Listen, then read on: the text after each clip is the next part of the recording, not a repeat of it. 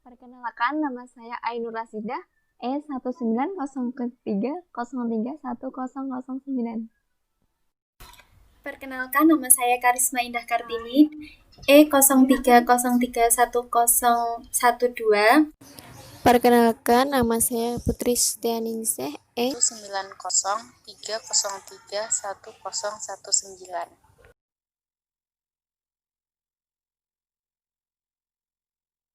Pengertian auditing. Asosiasi Akuntansi Amerika Serikat mendefinisikan auditing sebagai berikut. Auditing adalah sebuah proses sistematis untuk secara objektif mendapatkan dan mengevaluasi bukti mengenai pernyataan atau perihal tindakan dan transaksi yang bernilai ekonomi untuk memastikan tingkat kesesuaian antara pernyataan tersebut dengan kriteria yang telah ditetapkan, serta mengkomunikasikan hasil-hasilnya kepada para pemakai yang berkepentingan. Sifat pemeriksaan. Auditing membutuhkan pendekatan langkah per langkah yang dibentuk dengan perencanaan teliti serta pemilihan dan pelaksanaan teknik yang tepat dengan hati-hati. Keterlibatan audit yaitu mengumpulkan, meninjau, dan mendokumentasikan bukti audit. Standar-standar audit internal.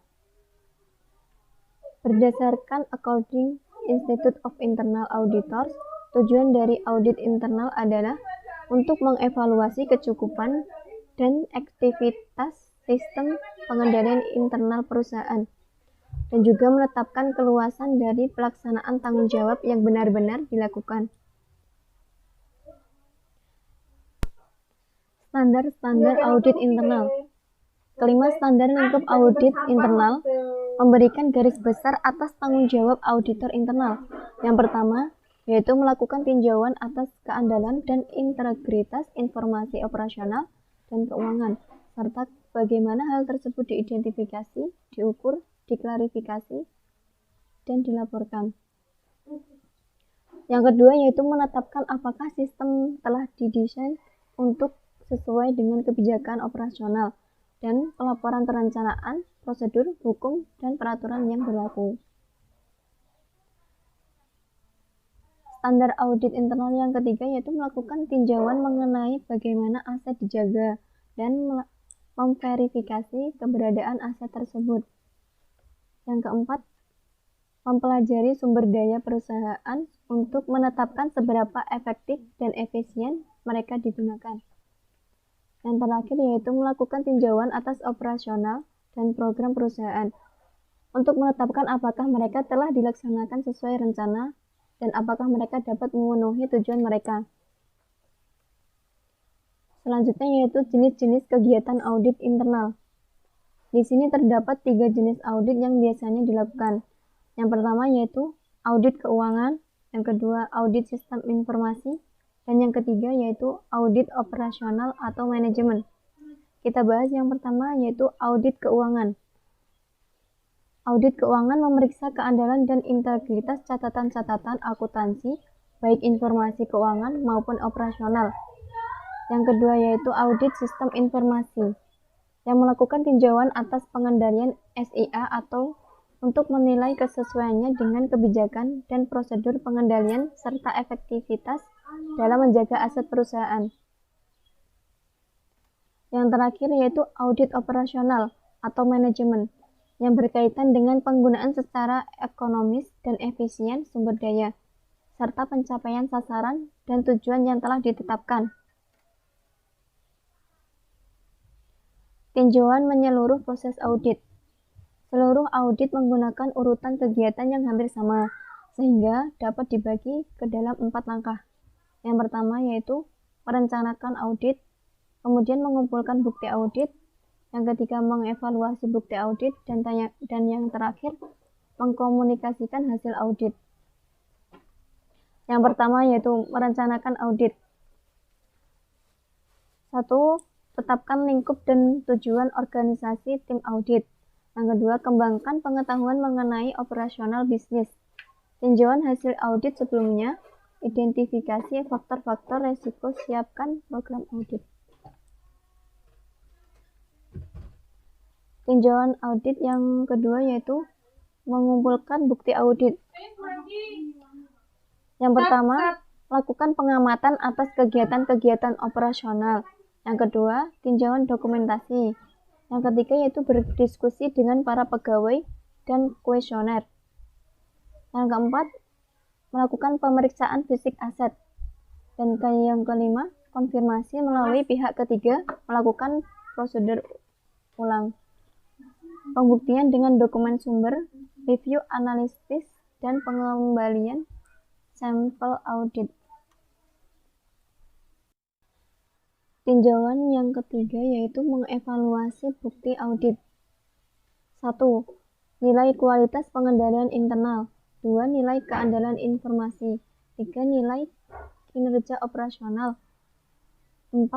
Pertimbangkan kebutuhan atas bukti tambahan. 5. Pertimbangkan faktor-faktor resiko. Yang keenam, pertimbangkan faktor-faktor materialitas. Yang ketujuh, dokumentasikan penemuan-penemuan audit. Tinjauan yang keempat, yaitu mengkomunikasikan hasil audit dan memformulasikan kesimpulan audit. Yang pertama yaitu membuat rekomendasi bagi pihak manajemen, kemudian mempersiapkan laporan audit. Yang terakhir yaitu menyajikan hasil-hasil audit ke pihak manajemen. Tujuan audit sistem informasi, yaitu untuk meninjau dan mengevaluasi pengendalian internal yang melindungi sistem tersebut. Ketika melaksanakan audit sistem informasi, para auditor harus memastikan tujuan-tujuan berikut ini. Yang pertama yaitu perlengkapan keamanan, melindungi perlengkapan komputer, program, komunikasi, dan data dari akses yang tidak sah, modifikasi, atau penghancuran. Tujuan yang kedua yaitu mengembangkan dan memperoleh program dilaksanakan sesuai dengan otorisasi khusus dan umum dari pihak manajemen. Yang ketiga yaitu modifikasi program yang dilaksanakan dengan otorisasi dan persetujuan dari pihak manajemen. Yang keempat, pemrosesan transaksi, file, laporan, atau catatan komputer lainnya yang telah akurat dan lengkap. Yang kelima, data sumber yang tidak akurat atau tidak memiliki otorisasi yang tepat diidentifikasikan dan ditangani sesuai dengan kebijakan manajerial yang telah ditetapkan. Yang keenam, file data komputer telah akurat, lengkap, dan dijaga kerahasiaannya. Kemudian pendekatan audit berdasarkan risiko. Yang pertama, pendekatan berdasarkan risiko untuk audit memberikan para auditor pemahaman yang jelas atas kesalahan dan ketidakberaturan yang dapat terjadi dan risiko serta penyikapan yang terkait. Yang kedua, pemahaman atas hal ini memberikan dasar yang kuat untuk mengembangkan rekomendasi para pihak manajemen mengenai bagaimana sistem pengendalian SIA seharusnya ditingkatkan. Pendekatan audit berdasarkan resiko. Apakah pendekatan 4 tahap evaluasi pengendalian internal itu? Yang pertama, tentukan ancaman-ancaman yang dihadapi oleh SIA. Kedua, identifikasi prosedur pengendalian yang diimplementasikan untuk meminimalkan setiap ancaman dengan mencegah atau mendeteksi kesalahan dan ketidakberaturan. Ketiga, evaluasi prosedur pengendalian. 4. Evaluasi kelemahan atau kesalahan dan ketidakberaturan yang tidak terungkap oleh prosedur pengendalian. Kemudian, kerangka untuk audit keamanan komputer. Tujuan 1. Jenis-jenis kesalahan dan penipuan. Pencurian atau kerusakan yang tidak disengaja atas hardware dan file.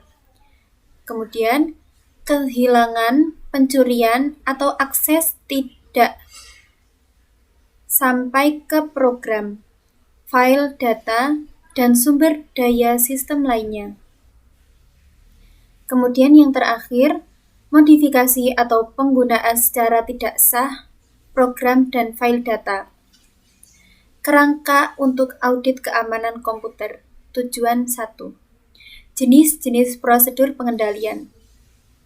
Meliputi rencana keamanan atau perlindungan informasi, pembatasan atas akses secara fisik ke perlengkapan komputer, pengendalian penyimpanan dan pengiriman data seperti ekskripsi, prosedur perlindungan dari virus, penggunaan firewall, rencana pemulihan dari bencana, pemeliharaan pencegahan, asuransi sistem informasi.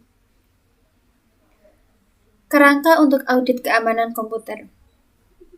Prosedur audit tinjauan atas sistem, menginspeksi lokasi komputer, wawancara dengan personil sistem informasi mengenai prosedur keamanan, meninjau kebijakan dan prosedur, memeriksa kebijakan asuransi apabila terjadi bencana atas sistem informasi, memeriksa daftar akses sistem, memeriksa rencana pemulihan dari bencana.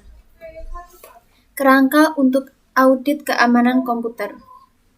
Prosedur audit uji pengendalian, mengamati prosedur akses ke lokasi komputer, memverifikasi bahwa terdapat pengendalian dan pengendalian tersebut berfungsi secara baik, menginvestigasi berbagai kesalahan atau masalah untuk memastikan mereka ditangani dengan benar, memeriksa berbagai uji yang sebelumnya telah dilaksanakan. Kerangka untuk audit keamanan komputer. Pengendalian pengembangan. Kebijakan yang baik dalam hal personalia, penggunaan pengendalian secara efektif, pemisahan pekerjaan yang tidak boleh disatukan. Kemudian, kerangka untuk audit pengembangan program. Jenis-jenis kesalahan dan penipuan. Kesalahan pemrograman yang tidak disengaja, dan kode program yang tidak sah. Kerangka untuk audit pengembangan program. Tujuan 2. Jenis-jenis prosedur pengendalian, otoritasi manajemen atas pengembangan program dan persetujuannya untuk spesifikasi pemrograman, persetujuan pemakai atas spesifikasi pemrograman, pengujian keseluruhan atas program yang baru, pengujian penerimaan oleh pemakai, dokumen sistem dan yang lengkap. Kerangka untuk audit pengembangan program. Tujuan 2. Prosedur audit, tinjauan atas sistem, tinjauan independen dan bersamaan atas proses pengembangan sistem, tinjauan prosedur dan kebijakan, pengembangan atau perolehan sistem, tinjauan otoritasi sistem dan prosedur persetujuannya, tinjauan atas standar evaluasi pemrograman, tinjauan atas standar dokumentasi program, tinjauan atas pengujian program dan prosedur persetujuan pengujian. Kemudian, kerangka untuk audit pengembangan program. Tujuan 2. Prosedur audit uji pengendalian, wawancara dengan memakai mengenai keterlibatan mereka dalam perolehan atau pengembangan serta implementasi sistem, tinjauan atas notulen rapat tim pengembangan untuk mendapat bukti keterlibatan, memverifikasi poin-poin penting penolakan manajemen dan pemakaian dalam proses pengembangan, tinjauan atas spesifikasi pengujian, data uji, dan hasil penguji sistem. Kerangka untuk audit pengembangan program. Tujuan 2. Pengendalian pengembangan, pengendalian pemrosesan yang kokoh atau kuat, pemrosesan secara independen data uji oleh auditor, kerangka untuk audit prosedur modifikasi program. Tujuan 3. Jenis-jenis kesalahan dan penipuan, kesalahan program yang tidak disengaja, dan kode program yang tidak sah. Kerangka untuk audit prosedur modifikasi program. Tujuan 3. Jenis-jenis prosedur pengendalian. Daftar berbagai komponen program yang akan dimodifikasi. Otorisasi dan persetujuan pihak manajemen atas modifikasi program. Persetujuan pemakai atas perubahan spesifikasi program. Pengujian keseluruhan atas program termasuk uji penerimaan pemakai. Kerangka untuk audit prosedur modifikasi program. Tujuan 3. Prosedur audit, tujuan atas sistem, tinjauan kebijakan, standar, dan prosedur modifikasi program, tinjauan standar dokumentasi untuk modifikasi program, tinjauan pengujian modifikasi program, serta uji prosedur pemberian persetujuan. Diskusikan kebijakan dan prosedur modifikasi program dengan pihak manajemen, pemakai sistem, dan personil sistem informasi. Kerangka untuk audit prosedur modifikasi program. Tujuan 3. Prosedur audit, uji pengendalian, verifikasi pemakai dan persetujuan manajemen sistem informasi atas perubahan program, verifikasi pemakai mengenai keterlibatan dalam perancangan dan implementasi sistem, memverifikasi poin-poin penting penolakan manajemen dan pemakai dalam proses pengembangan, tinjauan atas notulen rapat tim pengembangan untuk mendapat bukti keterlibatan, tinjauan atas spesifikasi pengujian dan uji dan hasil dari pengujian sistem. Kerangka untuk audit prosedur modifikasi program. Tujuan 3. Pengendalian pengimbang, pengendalian pemrosesan yang bagus, uji audit independen untuk perubahan program yang tidak sah atau yang salah. Kerangka untuk melakukan audit pengendalian pemrosesan komputer. Tujuan 4. Jenis-jenis kesalahan dan penipuan, kegagalan untuk mendeteksi input data yang salah, tidak lengkap atau tidak sah. Kegagalan untuk memperbaiki kesalahan yang ditandai oleh prosedur edit data dengan tepat, masuknya kesalahan dalam file atau database selama pembaruan. Kerangka untuk melakukan audit pengendalian pemrosesan komputer.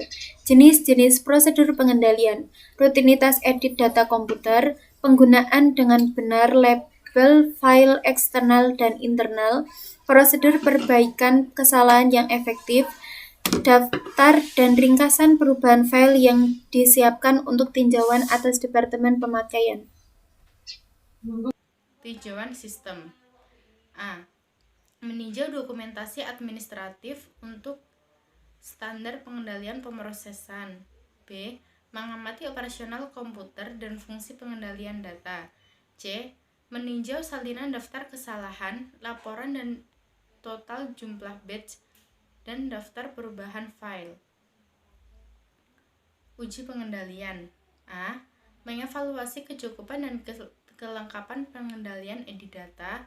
B. Memverifikasi kepatuhan pada prosedur pengendalian pemrosesan dengan cara mengamati operasional komputer dan fungsi pengendalian data.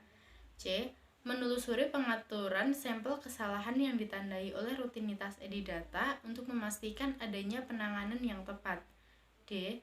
Mengawasi sistem pemrosesan online dengan menggunakan teknik audit bersamaan. Pengendalian pengimbang. A. Pengendalian yang kokoh terhadap pemakai. B. Pengendalian data sumber yang efektif. Jenis-jenis kesalahan penipuan. A. Data sumber yang tidak akurat. B. Data sumber yang tidak sah. Jenis-jenis prosedur pengendalian. A. Otorisasi pemakaian atas input data sumber. B. Penanganan input data sumber secara efektif oleh personal pengendalian. C. Mendaftar penerimaan, perpindahan, dan pemrosesan input data sumber. D. Penggunaan dokumen yang dapat dikirim kembali. Tinjauan sistem. A. Meninjau dokumentasi administratif atas standar pengendalian data sumber. B. Mendokumentasikan pengendalian data sumber akuntansi dengan menggunakan sebuah matriks pengendalian input. C. Meninjau dokumentasi sistem akuntansi untuk mengidentifikasi isi data sumber dan langkah pemrosesan serta pengendalian data sumber tertentu yang digunakan. Uji pengendalian. A. Mengamati dan mengevaluasi jalannya Departemen Pengendalian Data dan prosedur pengendalian data tertentu. B. Merekonsiliasi sebuah sampel jumlah total batch dan menindaklanjuti penyimpanan. C. Memeriksa beberapa sampel data sumber akuntansi dalam hal keberadaan otoritas yang memadai. Pengendalian pengimbang. A. Pengendalian pemrosesan yang kokoh. B. Pengendalian yang kokoh terhadap pemakai. Jenis-jenis kesalahan dan penipuan. Modifikasi atau pengungkapan yang tidak sah atas data yang disimpan, penghancuran atas data yang disimpan akibat kesalahan yang tidak disengaja, kegagalan fungsi hardware atau software yang tindakan sengaja untuk melakukan sabotase atau vandalisme. Jenis-jenis prosedur pengendalian. A. Pengendalian pembaharuan bersamaan. B. Penggunaan yang sesuai atas label file dan mekanisme write protection. C. Penggunaan software perlindungan virus. Tinjauan sistem. A. Memeriksa rencana pemulihan dari bencana. B. Mendiskusikan prosedur pengendalian file, data, dan para manajer dan operator sistem. C. Meninjau kebijakan dan prosedur akses logika. D. Meninjau dokumentasi atas fungsi-fungsi operasional perpustakaan file. Prosedur audit uji pengendalian. A. Mengamati dan mengevaluasi operasional perpustakaan file. B. Meninjau catatan, pemberian, dan modifikasi password. C. Mengamati persiapan dan penyimpanan di luar lokasi kantor dari file cadangan. D. Merekonsiliasi jumlah total file utama dengan jumlah total pengendalian yang diproses secara terpisah. Pengendalian pengimbang. A. Pengendalian keamanan komputer secara efektif. B. Pengendalian pemakai yang kokoh. C. Pengendalian proses yang kokoh. Software komputer.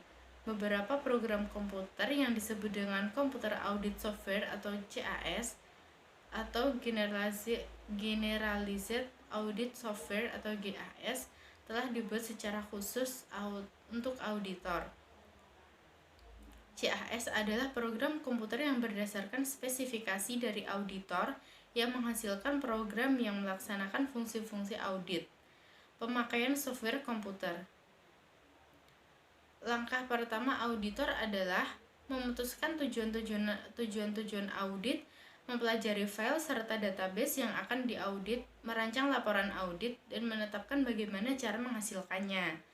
Informasi ini akan dicatat dalam lembar spesifikasi dan dimasukkan ke dalam sistem melalui program input data. Pemakaian software komputer. Program ini merupakan catatan spesifikasi yang digunakan CAS untuk menghasilkan satu atau lebih program audit. Program audit memproses file-file sumber dan melaksanakan operasional audit yang dibutuhkan untuk menghasilkan laporan audit yang telah ditentukan. Fungsi umum software audit komputer. A. Pemformatan ulang. B. Manipulasi file. C. Perhitungan. D. Pemilihan data. E. Analisis data. F. Pemrosesan file. G. Statistik. H. Pembuatan laporan. Audit operasional atas kasus SIA. Berbagai teknik dan prosedur yang digunakan dalam audit operasional hampir sama dengan yang diterapkan dalam audit sistem informasi dan keuangan. Perbedaan utamanya adalah bahwa lingkup audit sistem informasi dibatasi pada pengendalian internal, sementara lingkup audit keuangan dibatasi pada output sistem. Sebaliknya, lingkup audit operasional lebih luas, melintas seluruh aspek manajemen sistem informasi. Audit operasional atas suatu SIA. Tujuan audit operasional mencakup faktor-faktor seperti efektivitas, efisiensi, dan pencapaian tujuan. Pengumpulan bukti mencakup kegiatan-kegiatan berikut. A. Meninjau kebijakan dokumentasi operasional. B. Melakukan konfirmasi atas prosedur dengan pihak manajemen serta personil operasional.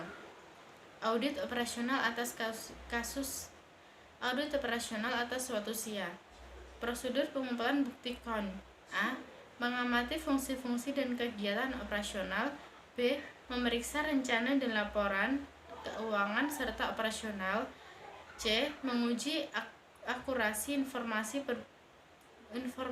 operasional. D. Menguji pengendalian.